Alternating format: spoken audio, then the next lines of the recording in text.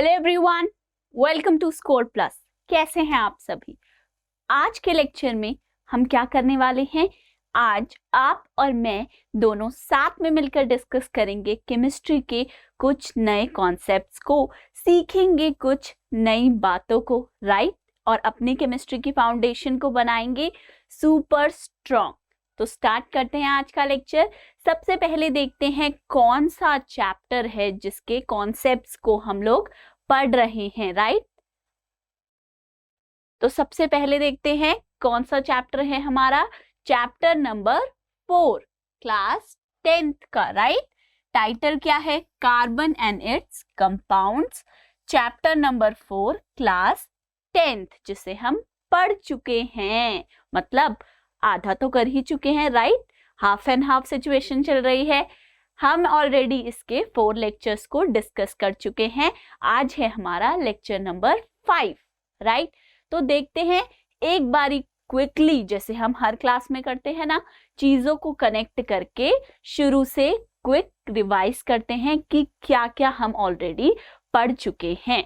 तो मैं आपको बता दूं, सबसे पहले इस चैप्टर के अंदर, क्योंकि कार्बन के कंपाउंड के बारे में पढ़ने जा रहे हैं, तो सबसे पहले हमने शुरुआत करी इस कार्बन एटम से, राइट? सबसे पहले हमें कार्बन को अच्छे से जान पहचान करनी है, कार्बन को जान लेना है बहुत अच्छे से। तो सबसे पहले हमने कार्बन के बारे में कुछ चीजें पता लगाई। ये कार्बन क्या है? ये कार्बन एक एलिमेंट है, राइट? एलिमेंट्स डिवाइड होते हैं 2 मेन ग्रुप्स में, या तो मेटल या फिर नॉन मेटल, राइट? मेटलॉइड भी एक कैटेगरी है, पर वो अभी हमने डिस्कस नहीं करा है, वो हम आगे पढ़ते हैं। हमारे लिए 2 मेन ग्रुप्स हैं, metals and non metals elements के। तो मेटल्स और नॉन मेटल की कैटेगरी में से कार्बन किस में आता है? नॉन मेटल में। इसका एटॉमिक नंबर 6 है और इसकी इलेक्ट्रॉनिक कॉन्फ़िगरेशन है 2,4, राइट? हमने ये पता लगाया है that the valence shell of carbon, carbon की वैलेंस शेल। अब मैम वैलेंस शेल क्या होता है? वो शेल जो आउटर मोस्ट होती है किसी भी एटम में, किसी भी एटम में जो सबसे बाहर प्रेजेंट होती है शेल, न्यूक्लियस से, सेंटर ऑफ एटम से सबसे दूर, जो उससे सबसे ज्यादा दूर है, राइट? सबसे बाहर है आपके एटम के, उस शेल को हम कहते हैं वैलेंस शेल, राइट? और उस शेल के अंदर जितने नंबर ऑफ इलेक्ट्रॉन्स प्रेजेंट हैं उन्हें कहते हैं वैलेंस इलेक्ट्रॉन्स। तो इस केस में कार्बन के पास होते हैं 4 वैलेंस इलेक्ट्रॉन्स, राइट? उसके बाद हमने पढ़ा ये कार्बन दोनों ही रास्तों को पसंद नहीं करता। आखिर कौन से हैं वो 2 रास्ते? जरा सोचिए, मैंने आपको बताया था ना, 2 राहें पे खड़ा है कार्बन, या तो लूज कर दो 4 इलेक्ट्रॉन्स को या फिर गेन कर लो 4 इलेक्ट्रॉन्स को। पर ये कार्बन है 1 नंबर का ढीठ, दोनों ही रास्तों को मना कर देता है, कहता है ना तो इधर जाऊंगा ना ही उधर, मुझे ना गेन करना इलेक्ट्रॉन को ना ही लॉस करना। अरे भाई फिर करोगे क्या जब ना गेन करना है तुम्हें इलेक्ट्रॉन ना ही लूज करना है? तो ऑप्शन बताइए, आप करना क्या चाहते हैं? तो ये कार्बन करता है क्या? Sharing of electrons.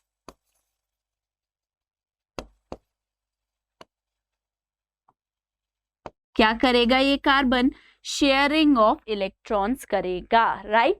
शेयर कर लेंगे, लेकिन ना तो पूरी तरीके से देंगे ना ही पूरी तरीके से इलेक्ट्रॉन को लेंगे, मिल बांट कर रह लेंगे, है ना? तो शेयरिंग ऑफ इलेक्ट्रॉन्स जो एटम्स करते हैं, एलिमेंट्स करते हैं, वो बनाते हैं क्या? Covalent bond, right? जो कि शेयरिंग ऑफ इलेक्ट्रॉन से बनता है। एक इलेक्ट्रॉन इस एटम का आता है और दूसरा इलेक्ट्रॉन इस एटम का, और बन जाता है एक बॉन्ड, राइट? जिसे हम जानते हैं कोवेलेंट बॉन्ड के नाम से। तो यहां से हम ये पता लगा लिए हैं कि कार्बन जो है वो कोवेलेंट बॉन्डिंग करता है। क्या करता है कार्बन? Covalent bonding, right. उसके बाद हमने देखा कि ये कार्बन एग्जिस्ट कैसे करता है, या तो ये कार्बन डाइऑक्साइड गैस के फॉर्म में एग्जिस्ट कर सकता है, मिनरल्स के फॉर्म में एग्जिस्ट कर सकता है, या फिर ये कार्बन एलोट्रॉपिक फॉर्म्स में एग्जिस्ट करता है। कौन से हैं कार्बन के एलोट्रॉप्स? एलोट्रॉप्स का मतलब है various physical form, right. Allotropes का मतलब क्या है? वो डिफरेंट फिजिकल फॉर्म जिनमें कोई भी आपका एलिमेंट एग्जिस्ट कर सकता है। जैसे कि इसकी कौन सी डिफरेंट एलोट्रॉप्स हैं कार्बन के? डायमंड, ग्रेफाइट, और थर्ड है हमारा फुलरीन, राइट। इन सभी को हम डिस्कस कर चुके हैं। देन हम पहुंचे थे कहाँ? कार्बन के कंपाउंड्स के पास। अब कार्बन को जान लिया, उसकी एलोट्रॉपिक फॉर्म्स के बारे में भी पढ़ लिया। अब एट लास्ट हम कहाँ पहुंचे? कार्बन के कंपाउंड्स के पास, राइट।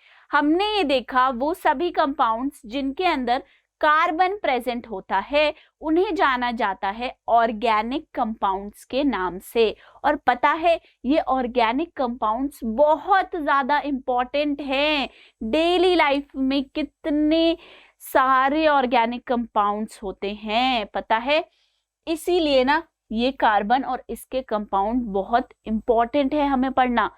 और तो और एक बात और बताऊं, जब हम 11th क्लास में जाएंगे तो ऑर्गेनिक केमिस्ट्री पढ़ेंगे जिसके अंदर भरे पड़े होंगे ये सभी कार्बन के कंपाउंड्स। जितने डिफरेंट टाइप के कार्बन कंपाउंड्स बनाता है वो सभी वहां आपको भर भर के पढ़ने को मिलेंगे, राइट। अगर तब आप आसानी से वहां उन्हें समझना चाहते हैं तो अभी ये टाइम है कि हम अच्छे से कार्बन और इसके कंपाउंड्स को जान पहचान कर ले, राइट। किसी के साथ रहने जाना है तो थोड़ी जान पहचान तो बढ़ानी पड़ेगी। अभी आप इनसे थोड़ी जान पहचान अच्छे से कर लीजिए ताकि 11th में जब हम ऑर्गेनिक पढ़ेंगे तो वहां हमें आसानी होगी, राइट। तो ये कंपाउंड्स के अंदर ऑर्गेनिक कंपाउंड्स में हमने फर्स्ट कैटेगरी देखी है अभी, क्या? हाइड्रोकार्बन्स, है ना। ये हम लास्ट लेक्चर में पढ़कर आए हैं। हाइड्रोकार्बन्स कौन से कंपाउंड्स हैं? वो सभी कार्बन के कंपाउंड्स जिनमें 2 एलिमेंट प्रेजेंट है। अब मैं क्वेश्चन करूंगी, बताओ कौन कौन से हैं? तो आप कहेंगे मैम हम इतने भी बेवकूफ नहीं हैं, प्लीज, ओके। इतने भी बेवकूफ नहीं है, हमें भी नाम दिख रहा है हाइड्रोकार्बन। तो हाइड्रोजन है और कार्बन है, राइट। सो वो सभी कंपाउंड्स जिनमें प्रेजेंट होता है हाइड्रोजन और उसी के साथ कार्बन, वो कहलाते हैं हाइड्रोकार्बन कंपाउंड्स, राइट। हाइड्रोकार्बन्स कहते हैं हम उन्हें, हाइड्रोकार्बन्स। अब इन हाइड्रोकार्बन्स की 2 कैटेगरी हैं, सैचुरेटेड हाइड्रोकार्बन्स और सेकंड है अनसैचुरेटेड हाइड्रोकार्बन्स, ठीक है। अब समझ लेते हैं इन दोनों के बीच में क्या डिफरेंस है। सैचुरेटेड कार्बन्स, हाइड्रोकार्बन्स वो कंपाउंड्स है जिनके अंदर कार्बन एटम्स के बीच में कनेक्टिंग बॉन्ड, मतलब वो बॉन्ड जो 2 कार्बन एटम, सपोज ये मेरे हैंड्स, ये एक कार्बन एटम है और ये दूसरा, तो इन दोनों कार्बन एटम्स को जोड़ने वाला बॉन्ड जो है वो सिंगल बॉन्ड होना चाहिए, सिर्फ और सिर्फ सिंगल बॉन्ड, राइट। जिसके अंदर हो कार्बन कार्बन सिंगल बॉन्ड, वो होते हैं क्या? Saturated hydrocarbons. वही अनसैचुरेटेड में कार्बन कार्बन डबल बॉन्ड भी हो सकता है और कार्बन कार्बन ट्रिपल बॉन्ड भी प्रेजेंट हो सकता है। अब यहां पर कैटेगरी हमारी क्या आई? कार्बन कार्बन सिंगल बॉन्ड, इन्हें क्या कहते हैं हम? एल्केन। और यहां पर जो डबल बॉन्ड है वो जिन कंपाउंड में है उन्हें कहते हैं एल्कीन, और जिनमें ट्रिपल बॉन्ड है उन्हें कहते हैं एल्काइन। ठीक है, तो हम ये पढ़कर आए हैं एल्केन के बारे में जाना। सबसे पहले एल्केन का जनरल फॉर्मूला CnH2n+2। वहां से हमने सीखा था methane, ethane, propane, butane, right. इन सभी के बारे में, इनके फॉर्मूलेज देखे थे और इनका स्ट्रक्चर भी देखा। देन हम पहुंचे एल्कीन के पास, राइट। वहां पे हमने इथीन, प्रोपीन, ब्यूटीन, इनका जनरल फॉर्मूला देखा, इनके फॉर्मूले कैलकुलेट करे और स्ट्रक्चर देखा। जनरल फॉर्मूला एल्कीन के केस में क्या था? CnH2n, right. नेक्स्ट हमने पढ़ा था लास्ट लेक्चर में एल्काइन के बारे में, जिनमें ट्रिपल बॉन्ड प्रेजेंट होता है कार्बन एटम्स के बीच में, 2 कार्बन एटम्स के बीच में, राइट। तो उनका जनरल फॉर्मूला था CnH2n-2, राइट। और इनमें हमने एग्जाम्पल्स भी देखे थे, इथाइन, प्रोपाइन, ब्यूटाइन, उनके स्ट्रक्चर्स फॉर्म किए थे फॉर्मूले से। तो ये सब हम ऑलरेडी डिस्कस कर चुके हैं। अब इसके आगे चलते हैं, ओके। देखते हैं सबसे पहले electron dot structure of saturated hydrocarbons. Saturated hydrocarbon मतलब जिसमें कार्बन का कोवेलेंट बॉन्ड बनेगा, सिंगल कोवेलेंट बॉन्ड होगा, राइट, जो कि एल्केन्स होते हैं। General formula CnH2n+2। तो हमें बताना है इनका इलेक्ट्रॉन डॉट स्ट्रक्चर। तो 1 या 2 का जरा देखते हैं कैसे बनता है। सबसे पहला CH4, मीथेन, इसका इलेक्ट्रॉन डॉट स्ट्रक्चर बनाते हैं। कैसे बनेगा? कार्बन और इसके 4 वैलेंस इलेक्ट्रॉन्स, राइट। अब टेट्रावैलेंसी है कार्बन की, तो इसे चाहिए 4 और इलेक्ट्रॉन। 4 सिंगल बॉन्ड बना सकता है, सिंगल कोवेलेंट बॉन्ड। बोलेगा हाइड्रोजन को कि आओ भाई दोनों साथ में मिलकर सिंगल कोवेलेंट बॉन्ड बनाते हैं।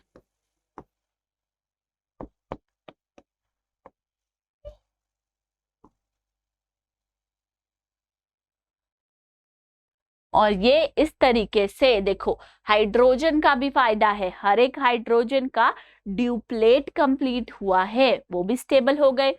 और कार्बन का भी क्या बन गया? 1 2 3 4 5 6 7 8, कार्बन का ऑक्टेट भी कंप्लीट हो गया, राइट। अब देखते हैं सेकेंड, मीथेन के बाद इथेन का देखते हैं कैसे स्ट्रक्चर बनेगा। इथेन का फॉर्मूला क्या होता है? Cn, यानी कि C2। अब H 2n+2, 2 × 2 4 + 2 6, C2H6।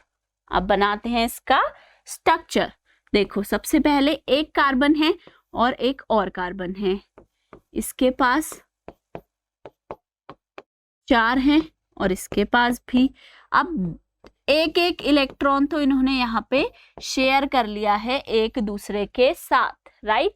एक दूसरे के साथ इसे शेयर कर दिया है सिंगल कोवेलेंट बॉन्ड बनाने के लिए, ऐसे, राइट। इन 2 इलेक्ट्रॉन्स की शेयरिंग ऑफ इलेक्ट्रॉन्स से इन्होंने सिंगल कोवेलेंट बॉन्ड बनाया है, ठीक है। एक कोवेलेंट बॉन्ड के अंदर कितने इलेक्ट्रॉन्स होंगे? हमेशा याद रखिएगा 2 इलेक्ट्रॉन्स, क्योंकि दोनों एटम एक एक इलेक्ट्रॉन देंगे सिंगल कोवेलेंट बॉन्ड बनाने के लिए। तो ये जो 2 इलेक्ट्रॉन हैं ये इन दोनों एटम से ही बिलोंग करते हैं। अब ये तो हो गया, अब इसके पास ये 3 भी तो बच गए, राइट। इनकी वैलेंसी कंप्लीट करनी है और ये 3 बॉन्ड भी बच गए। तो यहां पर कोवेलेंट बॉन्ड कौन बनाएगा? Hydrogen atom. तो उसे दिखा दो।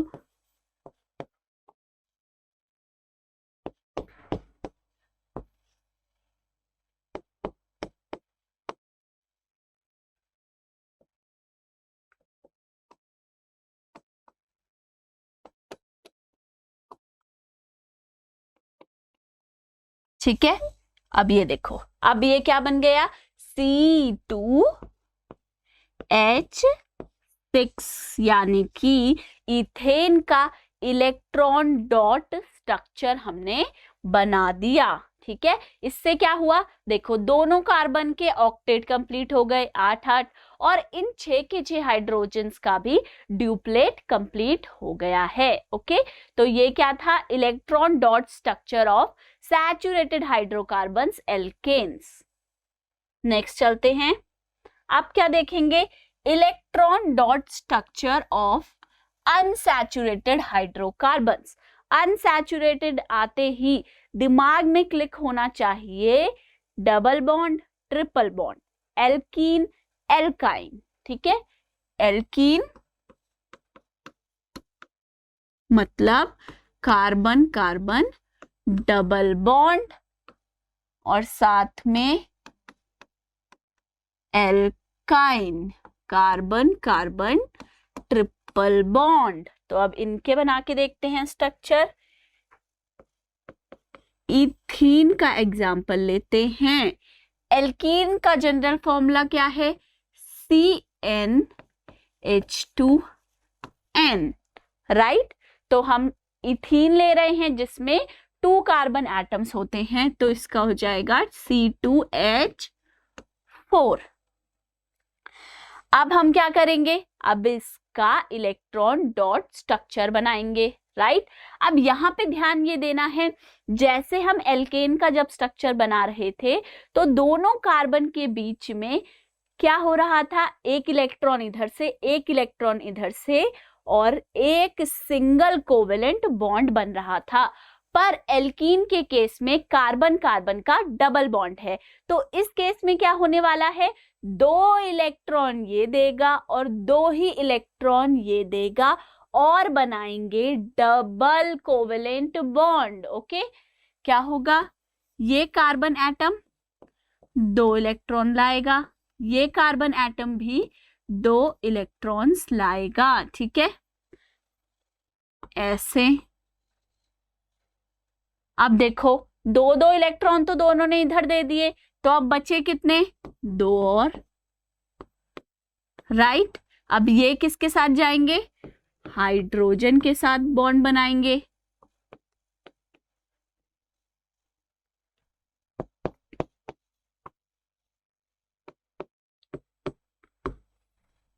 ठीक है, तो ये क्या बन जाएगा, C2H4 इथीन, जिसमें कि कार्बन और कार्बन के बीच में क्या प्रेजेंट है, double covalent bond, double bond present है इनके बीच में, राइट। डबल कोवेलेंट बॉन्ड का क्या मतलब है, यहां पर क्या है, डबल कोवेलेंट बॉन्ड। अब डबल कोवेलेंट बॉन्ड का क्या मतलब समझना है कि 2 इलेक्ट्रॉन्स इधर से आए हैं और 2 इलेक्ट्रॉन्स दूसरी साइड से आए हैं, और दोनों ने एक नहीं बल्कि 2 कोवेलेंट बॉन्ड बनाए हैं, राइट। एक कोवेलेंट बॉन्ड के लिए तो 2 इलेक्ट्रॉन्स चाहिए थे, पर यहाँ पे कितने हैं, 4 इलेक्ट्रॉन्स, तो ये कितने बनाएंगे कोवेलेंट बॉन्ड, 2 कोवेलेंट बॉन्ड्स बनाएंगे। ओके, अब इधर आ जाते हैं एल्काइन के पास। एल्काइन का जनरल फॉर्मूला क्या होता है, CnH2n-2। अब यहाँ एग्जाम्पल लेते हैं इथाइन का, जिसमें नंबर ऑफ कार्बन एटम्स होते हैं 2। ठीक है, तो यहाँ पे क्या होगा, C2H2n-2, 2 2 जा 4 -2 2, C2H2 फॉर्मूला बन जाएगा। तो अब इस केस में क्या होगा, ये दोनों कार्बन के एटम्स क्या करने वाले हैं, ये दोनों कार्बन एटम्स शेयर करने वाले हैं एक नहीं, 2 नहीं, बल्कि 3 इलेक्ट्रॉन्स। 3 इलेक्ट्रॉन्स ये लाएगा और 3 ही ये भी लाएगा, और ये साथ में मिलकर बनाएंगे ऐसा कुछ ट्रिपल बॉन्ड। ठीक है, 3 इलेक्ट्रॉन्स ये और 3 ही दूसरा भी लाएगा। ठीक है, और ट्रिपल बॉन्ड बनाएंगे। अब जब 3 इलेक्ट्रॉन इधर बच गए तो एक ही तो इलेक्ट्रॉन इनके पास बचा है जिसका हाइड्रोजन के साथ ये सिंगल कोवेलेंट बॉन्ड फॉर्म कर लेंगे। ठीक है, तो क्या बन जाएगा, C triple covalent bond C, और जो एक एक वैलेंसी बची उसमें हमने हाइड्रोजन को अटैच करना है। ठीक है, तो ये क्या था हमारा, ये था electron dot structure of alkene, right, और ये है electron dot structure of alkyne. Okay, I hope यहां तक समझ में आ गया हो कैसे हम इलेक्ट्रॉन डॉट स्ट्रक्चर बनाते हैं। एटम लेना है, उसके वैलेंस इलेक्ट्रॉन को शो करना है, उसके बाद ये दिखाना है किस तरीके से वो वैलेंस इलेक्ट्रॉन जो है वो शेयरिंग करके कोवेलेंट बॉन्ड्स फॉर्म कर रहे हैं। ओके, नेक्स्ट चलते हैं, चेन, ब्रांचेस एंड रिंग्स। अब इसके अंदर क्या देखना है, यहाँ पे हम ये समझेंगे कि किस तरीके से ना हमारे जो ये हम बात कर रहे हैं, एल्कीन है, एल्केन है, एल्काइन है, हाइड्रोकार्बन्स हैं, ये डिफरेंट तरीके के स्ट्रक्चर्स हमें शो कर सकते हैं। कैसे कर सकते हैं, फॉर एग्जाम्पल अगर हम बात करें चेन्स की, राइट, तो चेन स्ट्रक्चर का क्या मतलब है कि सिंपल एक के बाद एक कार्बन की चेन बनती जा रही है। जैसे कि हमने कैटिनेशन प्रॉपर्टी के अंदर डिस्कस किया था कि कार्बन की टेंडेंसी होती है कि वो कार्बन एटम से ही कनेक्ट होके long molecules, long chains form करता है, राइट। फॉर एग्जाम्पल सपोज आपके पास प्रोपेन है, ठीक है, प्रोपेन का सबसे पहले फॉर्मूला निकालो। कैसे निकालोगे, एन, एन से आपको समझना है कि ये एल्केन है, एन, ठीक है, और प्रोप से समझना है कि N3 है, राइट। देखो ये याद रखना, मिथ के लिए 1 कार्बन एटम, इथ मतलब 2, prop 3, but 4, pent 5, hex 6, hept 7, then oct 8, non 9 and dec यानी कि 10, ठीक है। इतने से हमारा काम चल जाने वाला है। तो प्रोप का मतलब है 3, एन मतलब एल्केन है। अब एल्केन का जनरल फॉर्मूला हमें याद रखना पड़ेगा, क्या होता है, CnH2n प्लस 2, तो क्या होगा C3H, 2 multiply by 3 6 plus 2 8, C3H8। अब इसके अंदर एक और बात हमें पता है, एल्केन है तो एल्केन कैसा हाइड्रोकार्बन होता है, सैचुरेटेड हाइड्रोकार्बन, जिसमें कार्बन कार्बन सिंगल बॉन्ड्स हैं। अब इसका स्ट्रक्चर बना सकते हैं, 1 2 3 कार्बन एटम्स,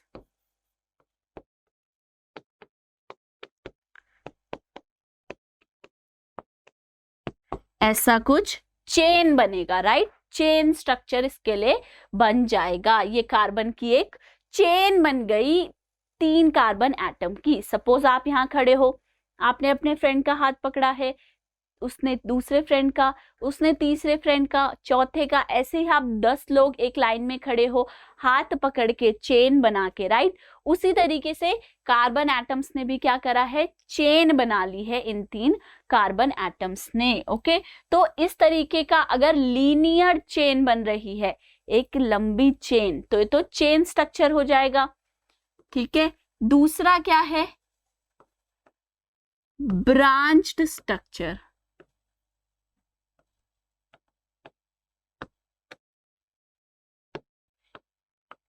ब्रांच स्ट्रक्चर के अंदर क्या होता है, जैसे लीनियर चेन में हम क्या करते हैं, सिंपल एक लाइन वाइज एक के बाद एक कार्बन एटम को कनेक्ट करते जाते हैं, राइट। पर ब्रांच में कैसे होता है, जैसे एक ट्री के अंदर अलग अलग डायरेक्शन में ब्रांचेस निकलती हैं, है ना।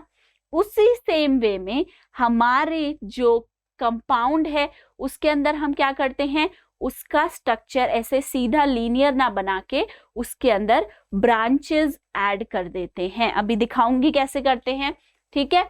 यहां तक समझ लिया प्रोपेन का लीनियर स्ट्रक्चर। अब देखते हैं ब्रांच स्ट्रक्चर के अंदर क्या होता है।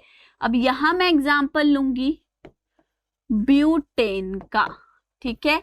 ब्यूट का एन होता है 4 कार्बन एटम और एन मतलब एल्केन। अब जनरल फॉर्मूला तो पता है हमें, CnH2n+2, तो क्या होगा C4H2n, 2 मल्टीप्लाई बाय 4 8 +2 कर दो 10, H10 हो जाएगा, ठीक है। अब यहां देखिए C4H10 आ गया। अब इसका स्ट्रक्चर बनाते हैं, ठीक है।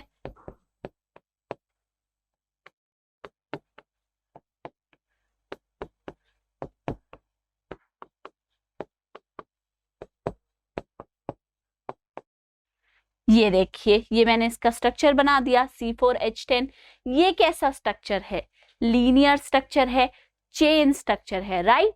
वहीं अगर मैं इस स्ट्रक्चर को दूसरी वे में बना दूं, कैसे? अगर मैं इसे इस तरीके से बना दूं,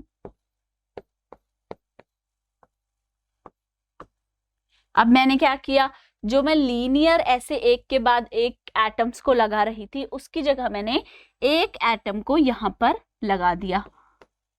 अब इनकी वैलेंसीज पूरी कर दो।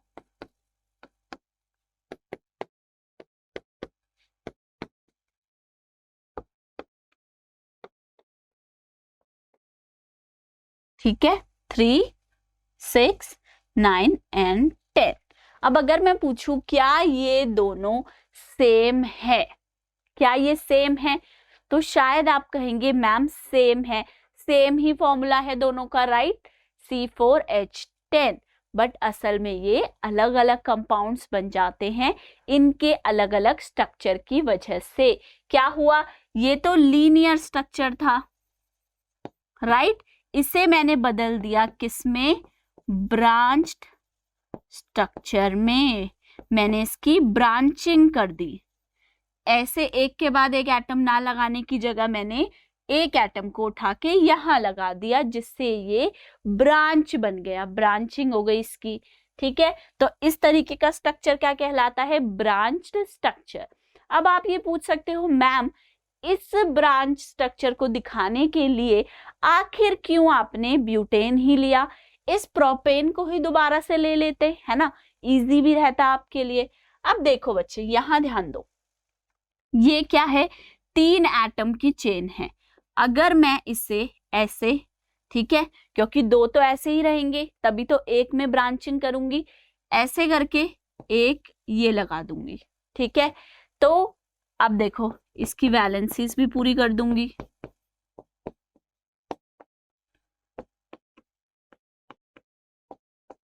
ठीक है, हो गया, ये पूरा स्ट्रक्चर हो गया। अब इस केस में, प्रोपेन के केस में, ये और ये स्ट्रक्चर जो हैं ये अलग अलग नहीं हैं, ये असल में सेम है।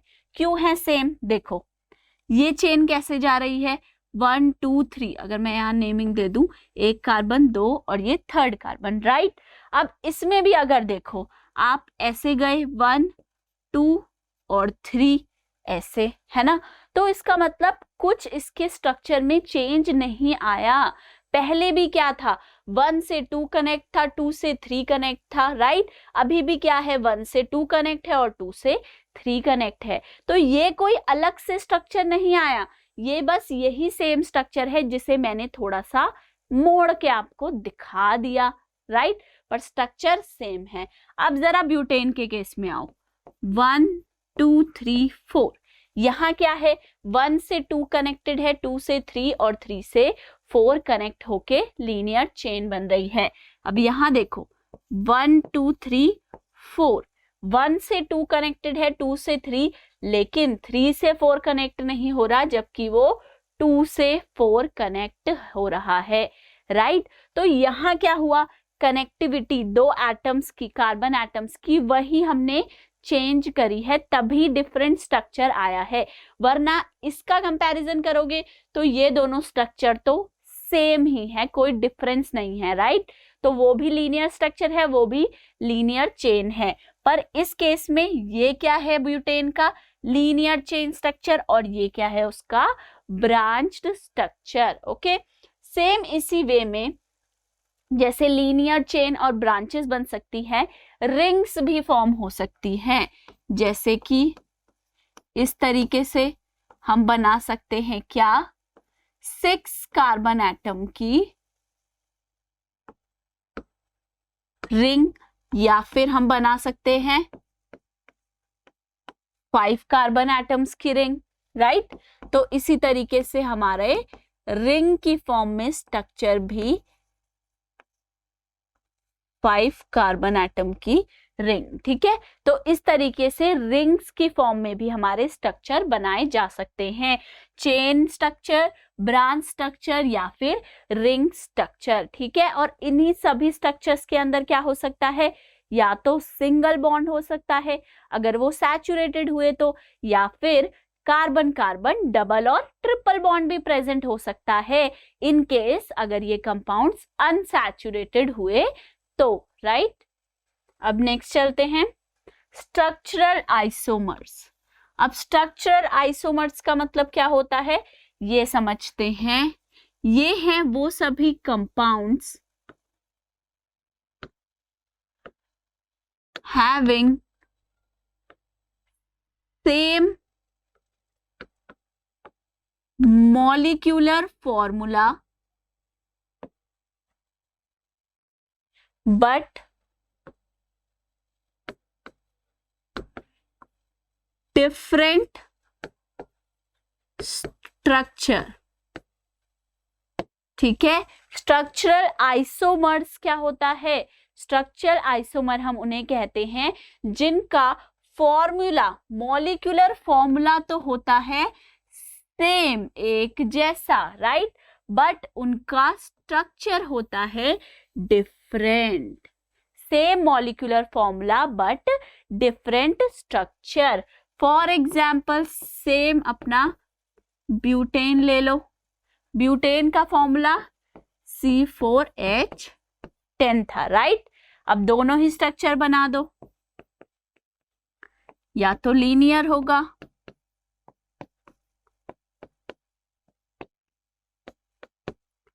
इस तरीके से, राइट, या फिर सेकंड क्या स्ट्रक्चर पॉसिबल है,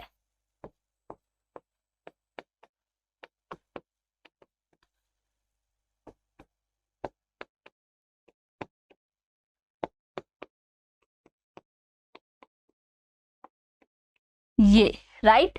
अब देखो चाहे ये लीनियर स्ट्रक्चर है और ये दूसरा वाला एक ब्रांच स्ट्रक्चर है, पर दोनों ही के अंदर क्या सेम है, दोनों में ही है हमारा सेम मॉलिक्यूलर फॉर्मूला, राइट। इन दोनों के अंदर क्या सिमिलैरिटी है, that both have the same molecular formula but different structure, right. Molecular formula दोनों का सेम है, बस स्ट्रक्चर डिफरेंट है। कैसे डिफरेंट स्ट्रक्चर आया, अगर हमारी अरेंजमेंट ऑफ एटम्स अलग हो गई, राइट। मैंने इस कार्बन एटम को यहाँ थर्ड से फोर्थ कनेक्ट करने की जगह उठाकर इसे सेकेंड कार्बन से कनेक्ट कर दिया, कनेक्टिविटी कार्बन एटम की चेंज कर दी तो मुझे एक डिफरेंट स्ट्रक्चर मिल गया, राइट। तो ये इस तरीके के compounds having same molecular formula but different structure कहलाते हैं क्या, स्ट्रक्चरल आइसोमर्स। ओके, नेक्स्ट चलते हैं hetero atom and functional group.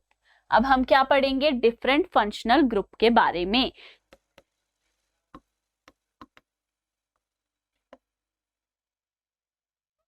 Functional group क्या है, कोई भी एटम या फिर ग्रुप ऑफ एटम है जो कि जब हम अपने कार्बन कंपाउंड्स में लगाते हैं उस फंक्शनल ग्रुप को, वो क्या करता है, डिसाइड्स इट्स रिएक्टिविटी को डिसाइड करता है एंड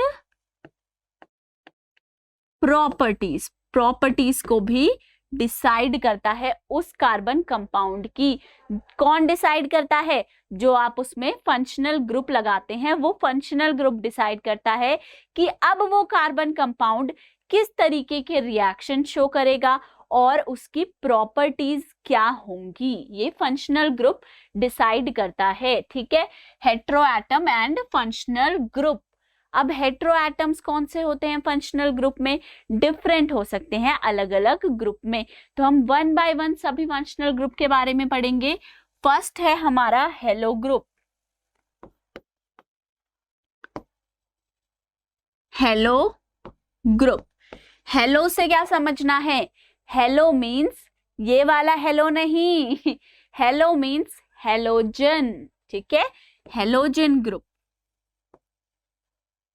जो कि होता है हमारा ग्रुप 17। ठीक है, इसे हम कैसे डिपिक्ट करते हैं? जनरली ऐसे डैश बॉन्ड देके एक्स। एक्स क्या हो सकता है? एक्स हो सकता है हमारा क्लोरीन, ब्रोमीन, आयोडीन, कोई भी हेलोजन। ठीक है, ये होता है एक्स। तो क्या होगा? इस तरीके का हमारा स्ट्रक्चर बनेगा हेलो ग्रुप के लिए। इसमें क्या किया हमने? देखो, हमारे पास था एक कार्बन का कंपाउंड, क्या है ये? CH4 methane. ठीक है, अब मैंने क्या करना है? इसके अंदर एक हेटेरो एटम डालना है। हेटेरो एटम कौन से ग्रुप का? हेलो ग्रुप का। ठीक है, तो मैंने क्या करा? एक हाइड्रोजन की जगह पे क्लोरीन लगा दिया। ठीक है, अब ये क्या कहलाएगा? Chloro methane. ठीक है, और ये ग्रुप, ये जो मैंने एटम लगाया है, ये कहलाता है हेलो फंक्शनल ग्रुप। ठीक है, हेलो फंक्शनल ग्रुप, जिसमें कौन सा हेटेरो एटम ऐड हुआ है? Halogen, right. जैसे कि ये स्ट्रक्चर है CHHH और यहाँ पर क्लोरीन, ये हमने हेलो ग्रुप यहाँ पर लगा दिया है, हेलो फंक्शनल ग्रुप। अब ये जो ग्रुप लगाया है, ये ग्रुप डिसाइड करता है आपके कंपाउंड की रिएक्टिविटी को और उसकी प्रॉपर्टीज को।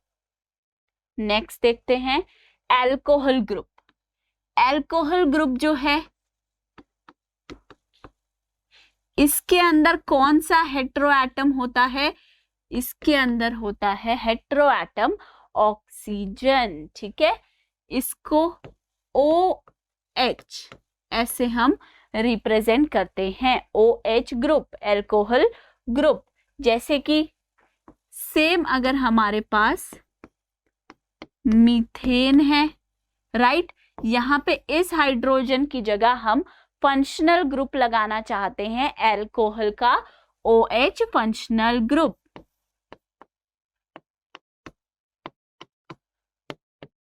तो वो ये बन जाएगा, ये क्या था? Methane, right. अब ये क्या कहलाता है?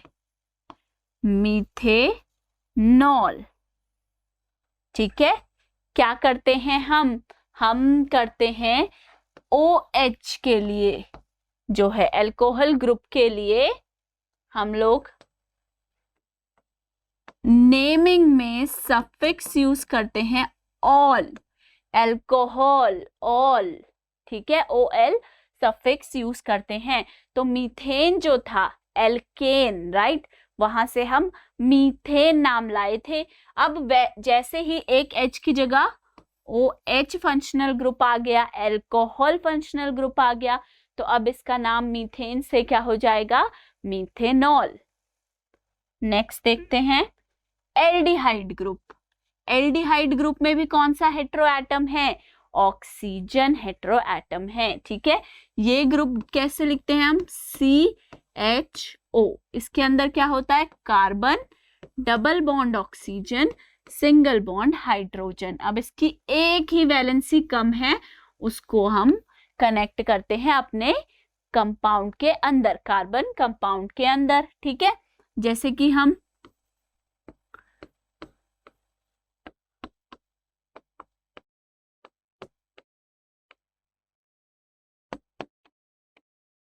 अगर मीथेन लेंगे, राइट, अब हम क्या करेंगे, एक कंपाउंड की जगह पर इसको लगा देंगे,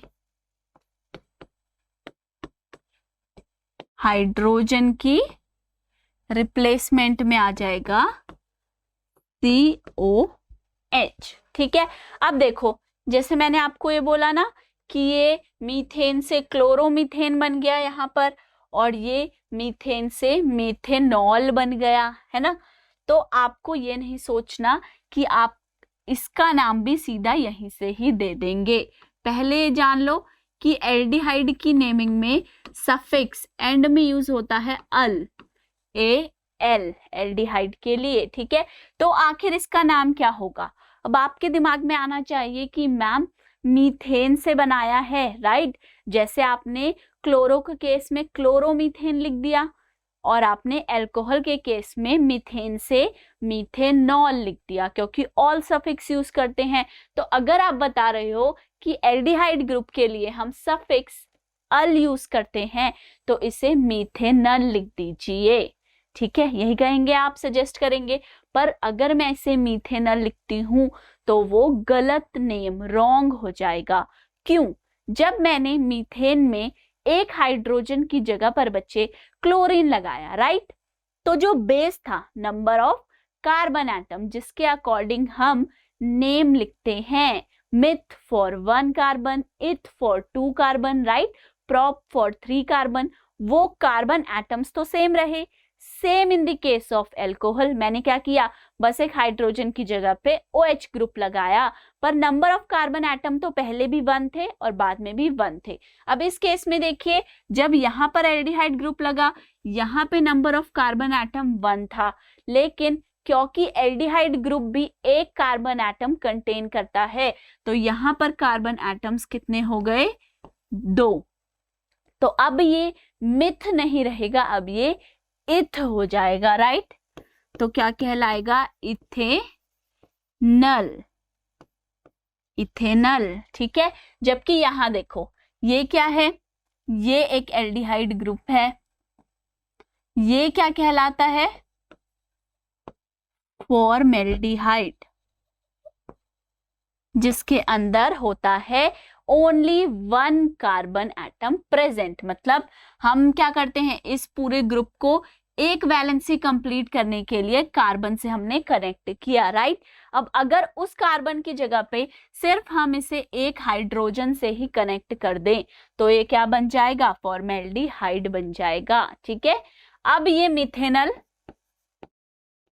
कहला सकता है, क्योंकि अब मिथ मतलब 1 कार्बन एटम वो इसके पास है, राइट, सिर्फ 1 कार्बन एटम है, तो इसका नाम HCHO, HCHO ऐसे लिखते हैं इसका फॉर्मूला, इसका नाम होता है मिथेनॉल। नेक्स्ट देखते हैं कीटोन ग्रुप।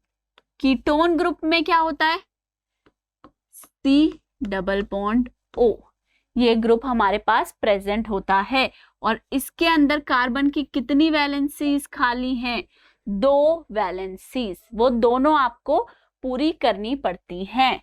तो फॉर एग्जाम्पल एक और चीज, जब हम कीटोन का नेम देते हैं तब हम सफिक्स यूज करते हैं ONE, कीटोन से ही हमने क्या लिया है, ONE को। ठीक है, तो इसका स्ट्रक्चर कुछ ऐसे होता है, RC+O R, 2 यहाँ पर एल्काइल ग्रुप प्रेजेंट होते हैं, जैसे कि CH3CO CH3। ठीक है, अब इसका नाम क्या होगा, इसका नाम हो जाएगा CH3C CH3, 3 हो गए हमारे पास, 1 2 3 कार्बन एटम, तो 3 के लिए क्या होगा, प्रोप,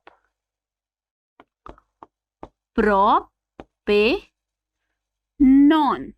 ठीक है, जिसमें प्रेजेंट ये ग्रुप जिसके अंदर ऑक्सीजन हेटेरो एटम प्रेजेंट है वो कहलाता है कीटोन फंक्शनल ग्रुप। अब चलते हैं नेक्स्ट पे। नेक्स्ट पे कौन सा ग्रुप है? Carboxylic acid group. इसे कैसे रिप्रेजेंट करते हैं? COOH। यहां पर सिर्फ एक कार्बन की वैलेंसी कम है, ठीक है, या फिर सिंपली आप लिख सकते हो COOH। अगर आपको कंप्लीट बॉन्डिंग दिखानी है कि ये कार्बन जो COOH है इसमें कार्बन की एक वैलेंसी खाली है, एक कनेक्टेड है OH ग्रुप से और एक है डबल बॉन्ड ऑक्सीजन से, तो आप ऐसे दिखाएं, वरना आप सिंपली COOH लिख सकते हैं, ठीक है। इसकी जब हम नेमिंग करते हैं तो हम सफिक्स यूज करते हैं ओइक एसिड, ओइक एसिड, ठीक है। जैसे स्ट्रक्चर्स देखते हैं एक दो। अगर सपोज एक कार्बन का आपको कार्बोक्सिलिक एसिड बनाना है तो वो कब बनेगा? देखो, एक कार्बन तो COOH में ऑलरेडी है, तो आप यहां से क्या कनेक्ट करोगे? जो एक वैलेंसी कम है, हाइड्रोजन कनेक्ट कर दो, HCOOH। इसमें क्या है? Only one carbon atom is present, तो ये कहलाता है मीथेनोइक एसिड, ओके। वरना अगर इसके साथ मैं कनेक्ट कर दूं एक CH3 ग्रुप, अब यहां जो स्ट्रक्चर बना इसके अंदर दो कार्बन एटम प्रेजेंट हैं, तो इसका नाम क्या हो जाएगा? Ethanoic acid, ethanoic acid, methanoic acid, ठीक है। COOH, इस ग्रुप को आपको याद रखना है, यही है कार्बोक्सिलिक एसिड ग्रुप COOH। और एक वैलेंसी खाली है जिससे आप कोई भी एल्काइल चेन कनेक्ट कर सकते हो, या फिर यहां पर जैसे हमने एक कार्बन का हमें एसिड बनाना था तो हमने यहाँ पर इस केस में सिर्फ हाइड्रोजन एटम को कनेक्ट किया है, ओके। तो ये क्या थे? हमारे डिफरेंट फंक्शनल ग्रुप्स थे। तो आज के लेक्चर में इतना ही, मिलते हैं अपने नेक्स्ट लेक्चर में। तब तक के लिए अगर आपको हमारे किसी भी लेक्चर का PDF चाहिए तो आप स्कोर प्लस की ऐप पे जाकर वहां से डाउनलोड कर सकते हैं।